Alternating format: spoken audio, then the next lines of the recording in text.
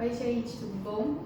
Eu sou a Amanda, sou fisioterapeuta pediátrica e a gente vem recebendo algumas dúvidas sobre o coronavírus nas crianças. A gente sabe o quanto esse assunto já está difundindo na mídia, mas a gente veio conversar um pouquinho mais especificamente com vocês.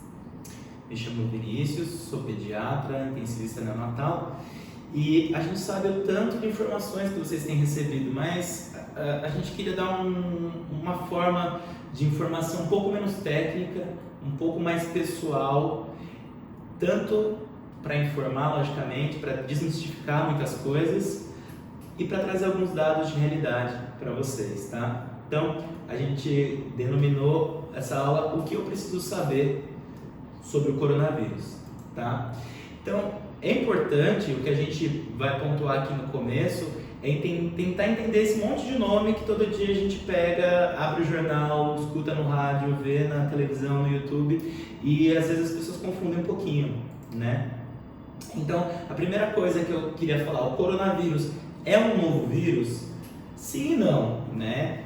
De certa forma. Coronavírus é um vírus que sempre existiu, né?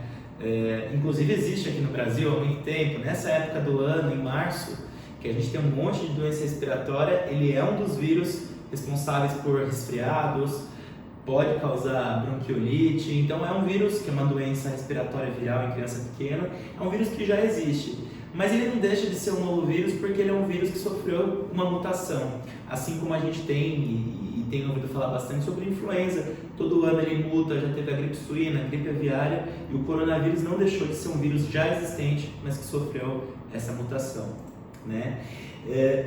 Falando nisso, antes mesmo a gente já teve duas infecções que não foram pandemias, mas que também mereceram atenção, que foi a infecção pelo SARS-CoV-8 e pelo MERS, né? Ambos tiveram mutação em outros animais, a gente vai citar nessa em específico quais foram os animais prováveis, a gente não tem ainda, entre aspas, o vilão, né, que trouxe essa mutação, mas são outros tipos de coronavírus que já circularam e que já trouxeram grandes complicações, né? E uma confusão que as pessoas falam como se fosse sinônimo, né? Covid-19 e o SARS-CoV-2, né? Covid, o que seria, né? Covid seria a doença causada, até uma abreviação de Coronavirus Disease do ano 2019. Então, quando você tem a doença leve ou mais grave, você pode chamar de um caso de Covid-19, mas quando a gente quer tratar do vírus, a nômina certa seria chamá-lo de SARS-CoV tipo 2. Acho que é importante da gente falar também que uma pessoa pode ter entrado em contato com o coronavírus, que é o vírus, e não desenvolver a doença Covid-19. São coisas diferentes. Algumas crianças, a gente vai falar um pouco mais pra frente, elas entram em contato, elas são assintomáticas, elas tiveram coronavírus, mas elas não tiveram a doença Covid-19. Então, como eu tinha falado, a gente tem dois possíveis, né? É até ruim falar vilões, porque as pessoas acham que o animal tem alguma culpa nisso e não, né? O que acontece é que a gente tem uma proximidade. Esse animal de cima é chamado de pangolim, é um animal lá da Ásia, uma espécie de um tatuzinho do deserto, e o do morcego. O morcego ele tem essa proximidade, o pangolim eles vão ter quase de 100%, ou seja, eles acham que teve em algum momento um coronavírus de morcego que sofreu uma mutação, mas que ele não passa diretamente para o humano, ele deve ter um hospedeiro intermediário que a gente não identificou, mas até agora, na verdade, a gente não sabe como que houve essa mutação. A gente sabe que só tem essa proximidade genética entre esses vírus. A transmissão, ela tem esse tempo médio, na verdade, o que a gente tem visto é que até o 11º dia, grande parte das pessoas que têm o vírus que entraram em contato podem ou não apresentar sintomas. Essa quarentena que a gente estende para 14 dias é um limite maior, né, para a gente ter certeza que uma pessoa sintomática ou assintomática que entrou em contato com alguém que apresentou a doença ou que teve contato com outra pessoa que teve o coronavírus, para que ela não transmita mais. Apesar do que esse tempo de 2 a 14 dias tem um outro tempo dentro dele que é muito importante falar, seria interessante, que é o tempo de 5 dias, né? É por volta do 5º dia que a pessoa que adquiriu a doença e vai apresentar a forma grave. É mais ou menos nesse tempo que ela começa a apresentar sintomas que a gente vai falar mais pra frente e que vão demonstrar a evolução mais ou menos grave. É importante pontuar aqui, apesar desse tempo de incubação, que a gente está focando nas crianças, que a grande maioria das crianças que adquirem o vírus não tem nenhum sintoma, né? Então, apesar da gente fazer, é importante reforçar esse tempo de quarentena para as famílias, para que quando você tiver contato ou tiver em casa alguém com uma síndrome gripal nessa época do ano, a gente tente reforçar as medidas, os cuidados, para que não haja transmissão do vírus ainda mais, né? Falando da transmissão em si, como é que a gente pega esse vírus? Esse vírus ele não está no ar, então a gente respirando o ar a gente não pega ele. Ele pega com a secreção em contato com alguma mucosa. Então, por exemplo, se eu sou sintomática, eu vou transmitir pela minha saliva, eu vou transmitir pela minha secreção nasal, minha secreção ocular. E a pessoa que não tem o vírus, por exemplo, Vinícius, ele só vai pegar se essa minha secreção entrar em contato com alguma mucosa dele, ou seja, nos olhos, no nariz e na boca. É por isso que a gente fala muito da lavagem das mãos. Por quê? E da distância entre pessoas. Por quê? Numa conversa, eu posso, além de espirrar ou tossir, eu posso exalar microgotículas, que não é visível em ar, e que pode chegar na mucosa dele, na boca, no nariz ou nos olhos. Então, a distância de 1 metro a 2 metros é exatamente para causar essa proteção, para que as minhas gotículas não entrem em contato direto com ele.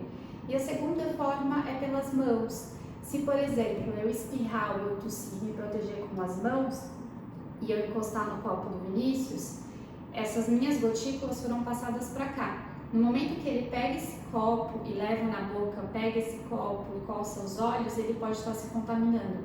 Então, é muito importante essas formas de evitar que a gente tem visto na televisão, então para espirrar ou fazer com o antebraço, para você não contaminar a sua mão, e manter essa higienização frequente das mãos quando sai na rua, porque você não sabe onde você pode encostar e você pode pegar. E aí a gente entra com o link do uso das máscaras. Eu devo usar máscaras ou não?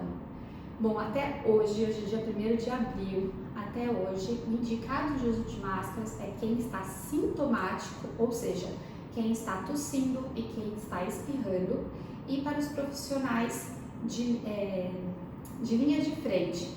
Então, por exemplo, os farmacêuticos que estão em farmácias que vão receber pessoas doentes, os médicos, enfermeiros, fisioterapeutas que estão dentro dos hospitais que estão recebendo pessoas doentes e você não sabe o que essa pessoa tem, e os que são sintomáticos, os que já estão doentes. E por que isso? Porque, como eu falei, a maior parte do contato é pelas mãos.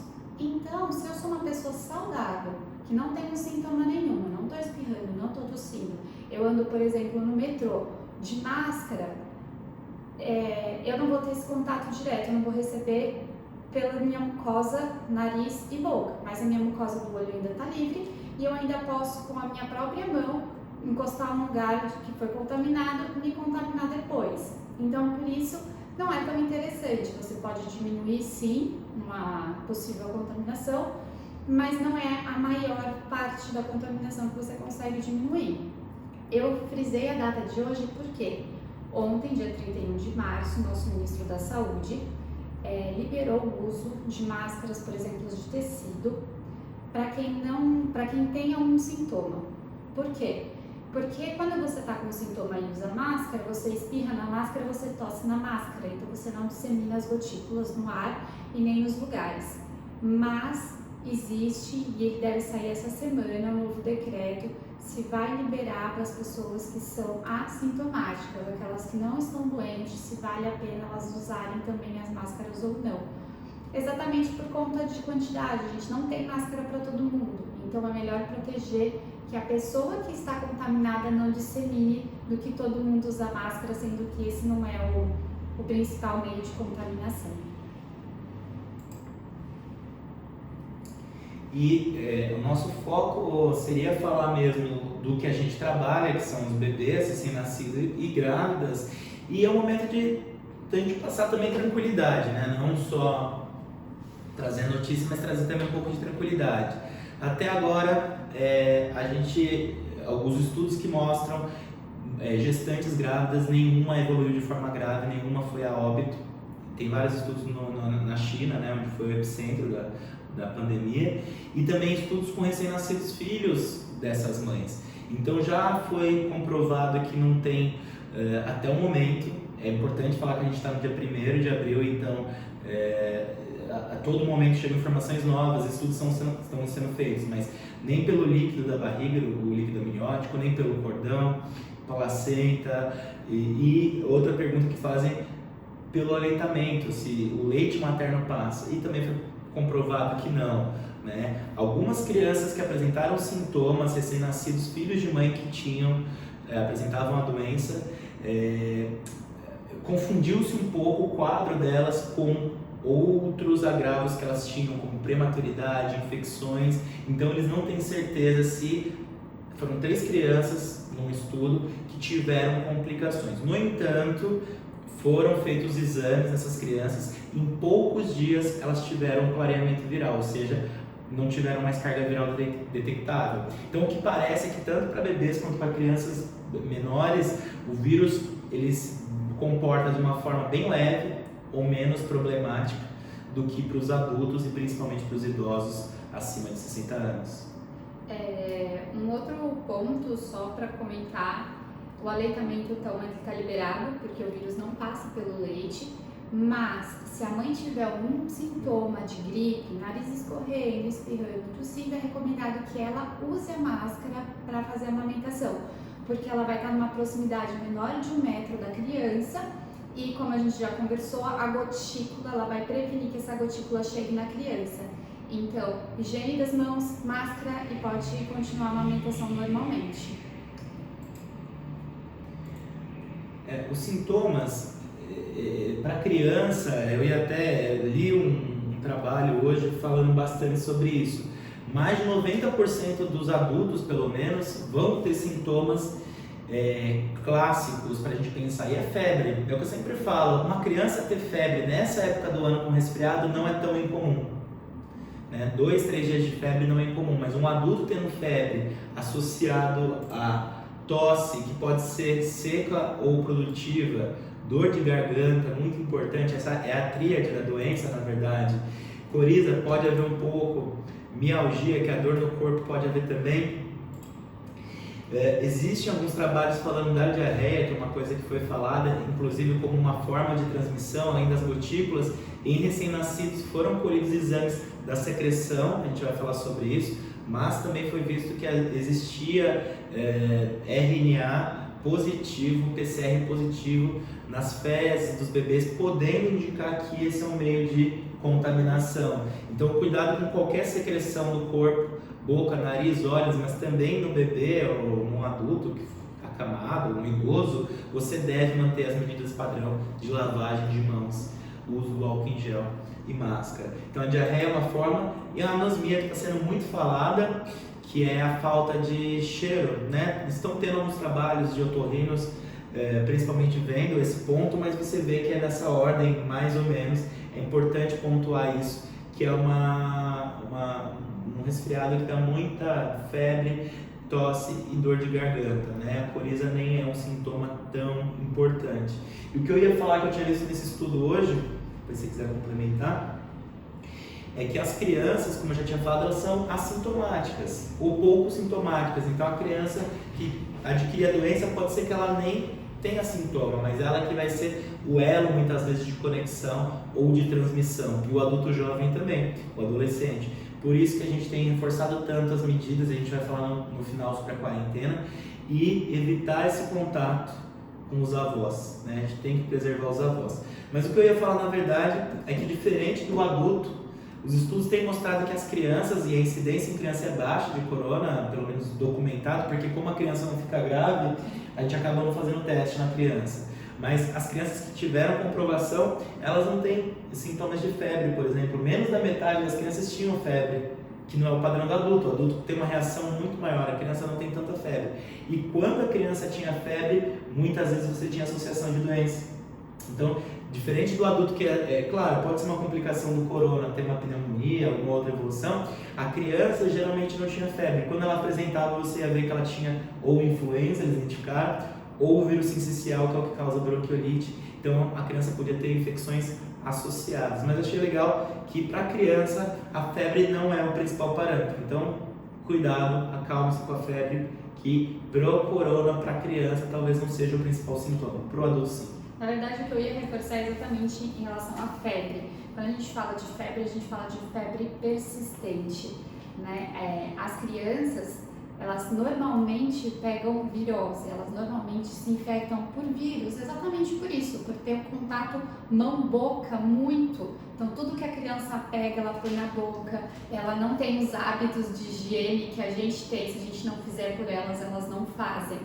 Então, assim, é normal a criança ter febre no primeiro, segundo, até o terceiro dia de qualquer infecção viral, não só de coronavírus. O que a gente tem visto é que as que evoluem com febre, essa febre persiste por mais de 3 dias. Ela vai acontecer no quarto, no quinto dia. Até o terceiro dia é o tempo que o nosso corpo, que o corpo da criança combate o vírus. E se no terceiro dia a febre já for mais baixa, no quarto dia já não houver mais febre, significa que o corpo teve sucesso, que ele conseguiu combater esse vírus, seja qual for ele. E os exames também, ontem teve a declaração, estou tentando manter atualizado, o ministro Mandetta, ministro da Saúde, falou sobre os testes, ele foi bem didático e eu vou tentar ser um pouco também. A gente tem mais exames que esses, mas esses são os principais, né? Então, os testes rápidos que estão sendo aprovados, eles são exames, e isso ele destacou muito na coletiva, que vão ser usados, mas não para fazer diagnóstico, eles vão fazer amostragem. Para fazer estudo. Então, eles vão pegar, isso que ele usou como exemplo, até uma amostra da população, testar e ver qual que é a porcentagem, a mesma coisa que faz na eleição. Então, esse foi o exemplo dele. Você pega uma população, 3.000 pessoas de vários estados e faz a amostragem do Brasil, quem que deve ser o presidente provável para aquele ano, como estão os votos, mas como qualquer estudo tem um delta de mais, ou seja, uma variação de erro, 2, ele falou até 3%, mas em torno de 2 para mais, 2 para menos, e que você vai ter. Então, o teste rápido ele é um teste que serve, que vai ter muito falso resultado, falso positivo, mas não é um exame que você deve levar em conta e nem deve ser procurado para fazer diagnóstico, né? As sorologias foram usadas, as sorologias para a mulher que está grávida, para gestante, ela faz isso no pré-natal. Fez sorologia para hepatite, faz sorologia para toxoplasmose, às vezes citomegalovírus, o citomegalovírus é um vírus, para rubéola, que é um vírus. Então, as sorologias, elas servem para ver se você tem imunidade ou não, se você entrou em contato ou não. Também, eles falaram que devem fazer alguns exames desses, mas para ver quem se curou. Então, o IgM é um primeiro anticorpo que ele fica presente no começo da infecção, com o passar do tempo ele cai e o IgG aparece depois. Crítica para isso e para os bebês principalmente. O IgM às vezes ele fica positivo por reação cruzada e existe muito falso positivo. Então ele não vai ser um exame que vai ser usado para a linha de frente. Para fazer diagnóstico, não vai ser isso. Ele vai ser um exame para acompanhamento, tá? Para a gente ver se a pessoa adquiriu ou não imunidade, uma pessoa que talvez testou positivo ou até estudo populacional. Então é um exame que vai surgir aí, mas que ainda não é o padrão ouro. O padrão ouro é o PCR, né? Eles até brincaram ontem, porque o ministro, no começo, ele falou DNA viral, depois ele foi corrigido, é um vírus com RNA viral. Então, você vai lá e identifica a carga. Ele falou para ficar mais fácil as pessoas entenderem, o DNA do vírus, né? Que seria a carga genética do vírus, que é um RNA, mas de uma forma geral é para você pegar a carga genética daquele vírus e identificar. É o padrão ouro, né? Se você quiser falar um pouquinho como que é colhido, porque isso é um exame chato, incômodo muitas vezes, mas é o exame padrão ouro. Infelizmente o exame é realmente bem chato e para criança é mais chato ainda, porque a gente pega um cotonete, na verdade um cotonete bem grande, e ele é colocado no nariz da criança ou do adulto, enfim. e ele tem que encostar na parte de trás da garganta. Então é um cotonete que vem mais ou menos até aqui por dentro. Então é incômodo, coça, dá vontade de tossir ao mesmo tempo. E aí esse cotonete, né, ele raspa lá no fundo da garganta, que é para pegar uma secreção, entre aspas, mais limpa possível para evitar outras contaminações. E aí essa ponta desse cotonete é que vai para o exame de laboratório para ver que tipo de vírus está infectado ali.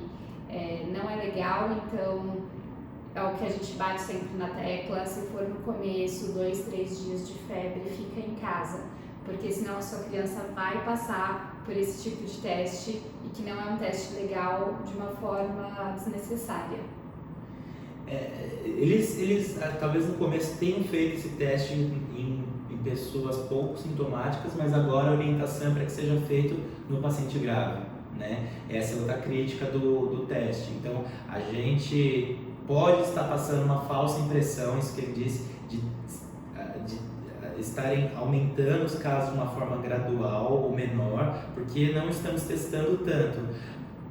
Está para chegar mais um monte de teste, eles compraram na Europa agora, se não me engano, essa testagem, mas ela ainda está sendo feita para os pacientes graves. Não vá ao pronto-socorro, não procure, porque não tem nenhum benefício se você tiver resfriado em testar isso, não muda nada, o tratamento continua sendo de suporte, que é o que a gente vai falar, mas ele é usado para os pacientes graves, né? Eu acho que é importante também, a gente estava conversando sobre crianças, esse teste do cotonete que eu comentei é um teste que também é feito para outros tipos de vírus.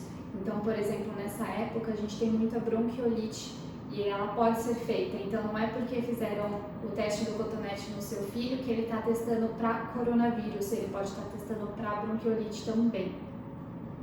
E só para terminar, o PCR foi o que foi feito nas fezes dos bebês nos estudos e viram que tinha eliminação, e foi a partir daí que eles falaram: opa, pode ser que haja passagem fecal oral, ou seja, a mãe vai lá, tira a fralda, manipula o bebê elimina pelo cocô partícula viral e depois, devido ao fato de não ter uma higiene adequada, ela acabar tocando uma outra mucosa com a boca e contrair a doença também, tá? Foi feito o PCR.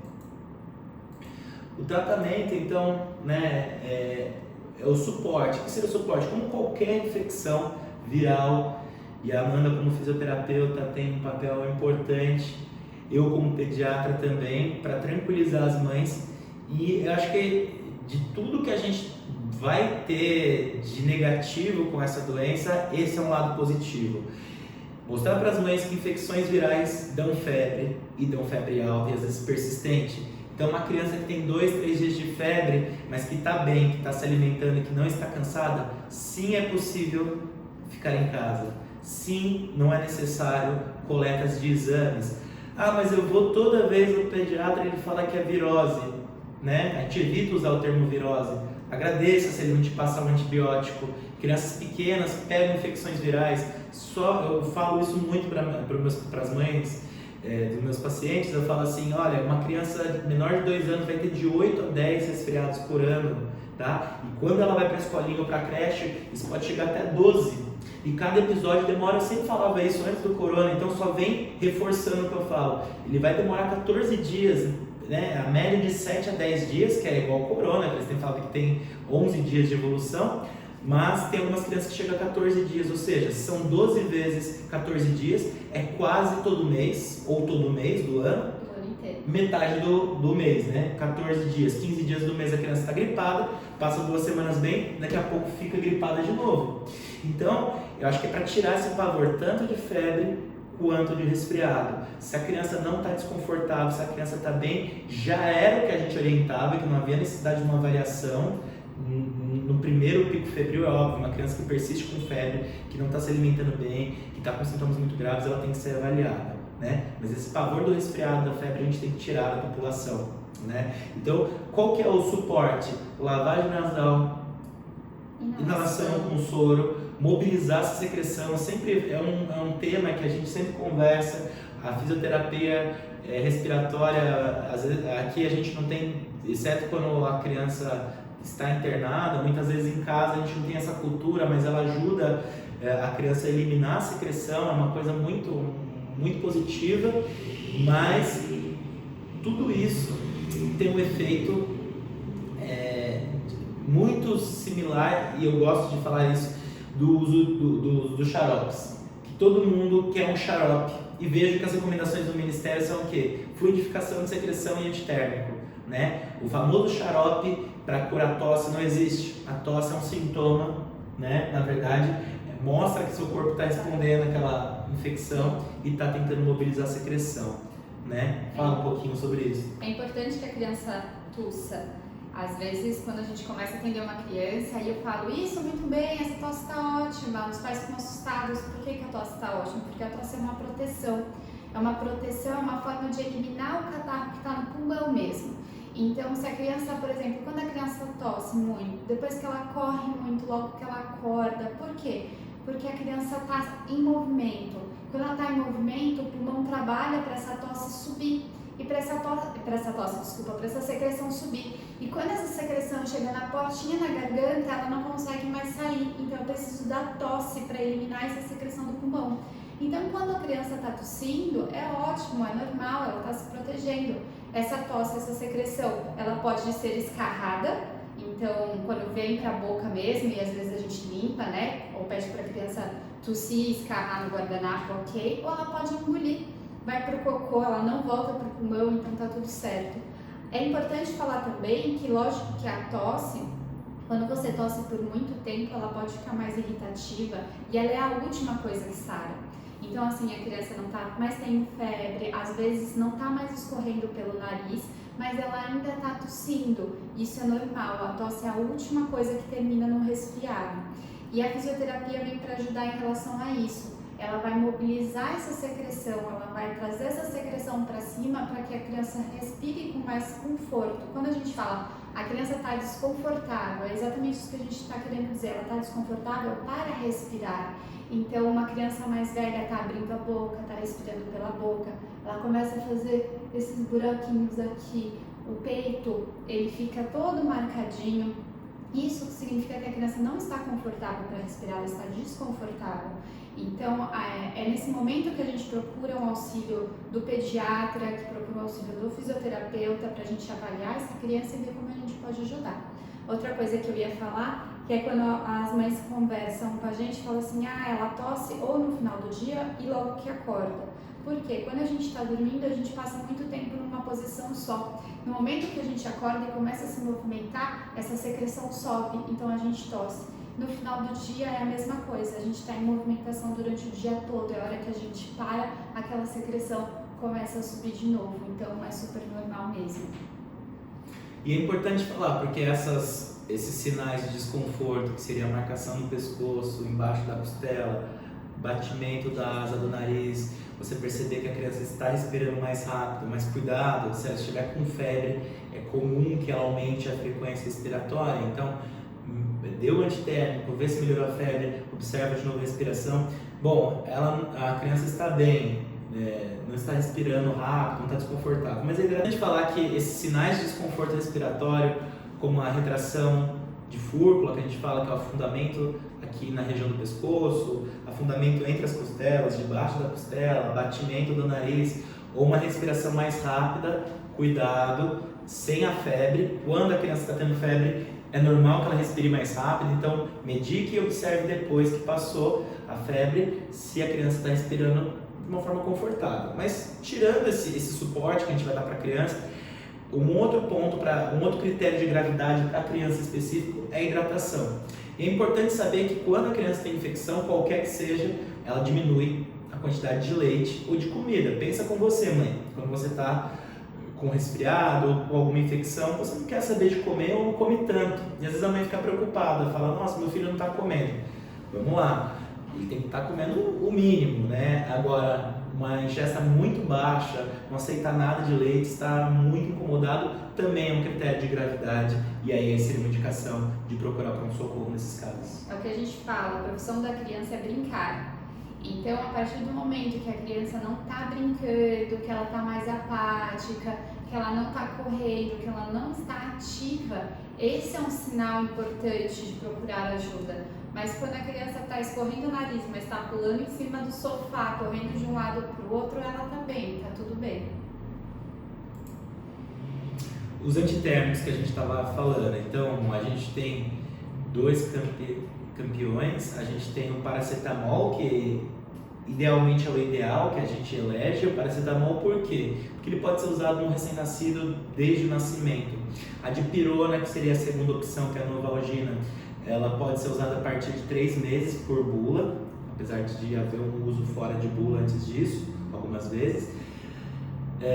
Mas são os pilares, né? Quem tem filho em casa tem dipirona, tem paracetamol, tem algum dos dois ou os dois, porque é uma medicação que usa. O ibuprofeno, usa-se ou não usa-se? A Anvisa, no começo da infecção, pediu para que não fosse usado, evitasse, porque o uso do ibuprofeno, em alguns estudos, demonstrava que poderia colaborar para que o caso evoluísse de uma forma mais grave. O que viu-se é que é difícil essa analogia direta, né? Tem muitas outras variantes que complicam.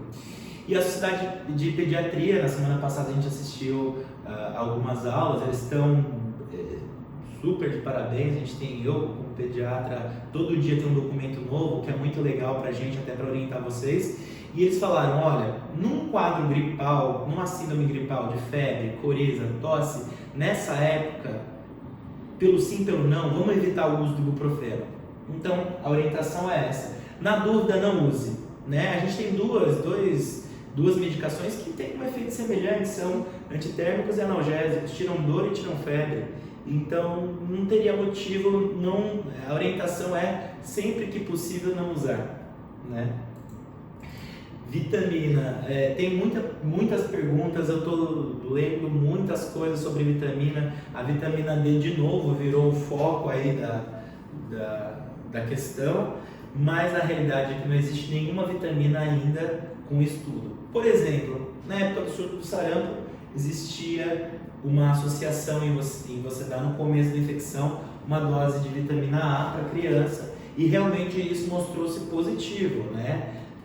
Para o sarampo. Por enquanto é muito novo, então tudo que a gente falar agora, nada você tem uma firmeza, nada você tem um valor preditivo que a gente fala grande para você indicar aquilo para o seu paciente. Mas aquela história, toda vez que eu fico resfriado eu tomo vitamina C. Pode. Eu, como médico, não posso indicar, prescrever, lhe prometendo que haverá melhora ou que haverá cura no caso do corona. É importante a gente falar que as vitaminas, sem estudo, elas não são remédios que curam. As vitaminas são importantes para o nosso corpo e para a nossa imunidade preventivamente, antes de você pegar alguma coisa. Então, algumas crianças pequenas, elas tomam um complexo vitamínico prescrito pelo pediatra, porque é importante para organizar todo o corpo da criança, para organizar essa imunidade, você manter as doses diárias de vitamina D, que seria o sol, a cada 15 minutos, é importante e legal, mas é importante e legal para a sua saúde, e não especificamente para o coronavírus, não especificamente para o H1N1. Faz parte de manter-se saudável, isso é bem importante a gente falar também. E as medicações, né? Surgiram, na verdade, 2 medicações, a cloroquina, que é uma medicação contra a malária, muito tempo usada no Brasil. Ela é usada para doenças autoimunes, lúpus, artrite reumatoide, e a azitromicina, que é um antibiótico usado para algumas infecções. O que aconteceu quando foi um estudo francês inicial, um pesquisador que fez um estudo muito criticável, que a gente não tem ainda respaldo para indicar o uso da cloroquina para todas as pessoas, é que aconteceu um boom, uma procura, inclusive as pessoas que precisavam da medicação ficaram sem, né? E hoje em dia está sendo usado em grandes hospitais no Brasil, sim, está em caráter de estudo, em pacientes graves, em pacientes que estão na UTI. São pacientes que todas as medidas de suporte já foram feitas, que o corpo não está reagindo àquele vírus, não está combatendo. Então, se a gente tem uma possibilidade de cura por essas medicações, elas estão sendo usadas sim, mas elas estão sendo usadas por critérios médicos e elas são autorizadas pelo Ministério da Saúde. Quem dá o aval para o uso é o Ministério da Saúde ainda. Não é para ser tomado e não é preventivo, é uma medicação de caráter curativo. Não adianta, se você não está doente, tomar, porque ela não vai te prevenir sobre isso. Ou se você está doente leve. Sim. Inclusive a indicação para doente grave ainda é questionável, né? O estudo, como eu falei, que foi feito inicialmente na França, tem muita crítica sobre ele e tem mais um detalhe também sobre importação. Assim como as máscaras e outros insumos que a gente está tendo alguns problemas por causa de distribuição, a maior produtora de matéria-prima do Brasil era a Índia, tá? Para fazer a cloroquina, a IFA, que eles chamam, que é uma matéria-prima. Ontem, nessa declaração, os ministros disseram que a gente tem o quanto seria necessário para produzir em larga escala a medicação aqui. Mas é importante coerência. Assim como você deve ter coerência quando você vai no mercado, quando você vai fazer compra, para não levar tudo que você encontra pela frente para ir numa farmácia e não comprar tudo, porque alguém que precisa, e a gente soube de medicações como remédios para tratamento de hipotireoidismo, o que mais? Diabetes, outros remédios para controles de doenças crônicas, as pessoas com medo que acabasse levavam caixas e caixas, né? E até remédios que não têm relação direta com corona chegaram a acabar nas farmácias, né? E a vacina, esse é outro ponto legal. Nessa aula da Sociedade de Pediatria, os dois médicos que apresentaram são dois médicos muito importantes e que são infectologistas, o Dr. Marco Aurélio Safad e o Dr. Renato Kifuri. Eu achei uma coisa muito legal. Eles falaram assim, olha, não existiu uma vacina que foi lançada com menos de 10 anos de estudo. Qual que é a vantagem do corona? Estava tendo um estudo para outra vacina, para outro corona. Então você consegue pegar um atalho, encurtar um caminho, pular uma parte para fazer da pesquisa, para fazer o estudo. Mas isso não implica que essa vacina consegue sair rapidamente, em meses, né? E nem vai dar um aval sobre a eficácia dela. A eficácia de uma vacina ela precisa ser estudada por anos para você ver se ela realmente previne. Mas teve toda essa história da influenza. Que né? A gente adiantou o calendário vacinal, né? O programa de conscientização da influenza, que acontece mais pro meio do ano, foi adiantado pelo Ministério da Saúde para março, justamente para excluir e evitar idas ao pronto-socorro. Então, se você está vacinado contra a influenza, então você tira uma grande parte de infecções por alguns vírus. Então, se você tomou a vacina e você pegar uma infecção viral, né, você tiver esses sintomas, é mais fácil que isso realmente seja o coronavírus, mas isso também pode ser qualquer outro resfriado. Mas a gente consegue eliminar uma boa parte de infecções virais e isso vai desafogar o sistema de saúde e idas ao pronto-socorro.